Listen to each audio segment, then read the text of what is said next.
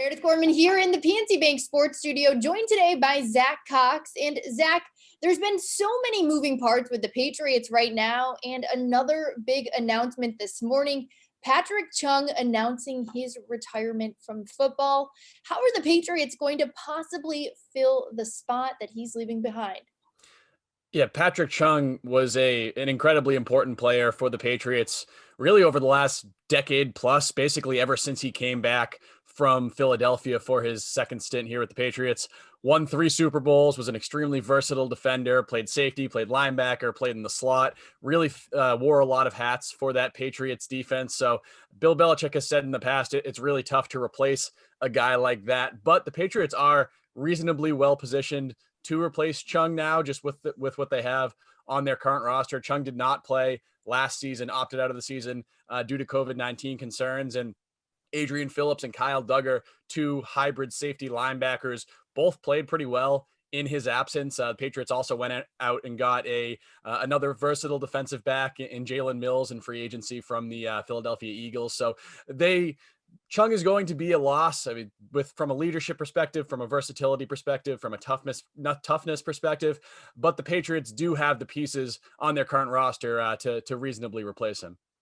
Yeah, Chung will certainly be missed both on the field and off the field in the locker room. But then switching gears and looking over at the Stephon Gilmore and JC Jackson situations, what do you see happening there?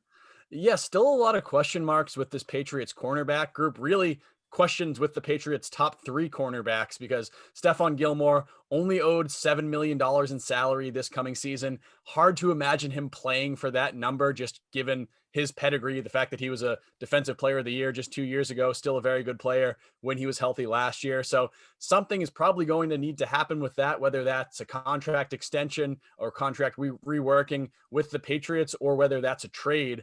So we're still waiting to see how that all shakes out. Patriots re-signed or placed a second round RFA tender on JC Jackson yesterday. That means that he will be on the Patriots roster this season unless another team signs him to an offer sheet and the Patriots decline to match. If that happens, the Patriots would get a second round draft pick in return. If they'd placed a first round tender on Jackson, probably a very good chance that he would be here this coming season. But second round for that number for around $4 million is what the tender will pay Jackson this year. That's something that another team could bite on. So we'll see what happens with that. He has about a month, a little over a month to work out that whole situation. And then Jason McCourty, their Patriots' other top cornerback, he's an unrestricted free agent, played a lot of roles for the Patriots last season, played a lot of cornerback, played a lot of safety. Still unclear whether he will re-sign or whether he will seek employment elsewhere. So yeah, a lot of question marks for this Patriots cornerback group, which was really a strength of this team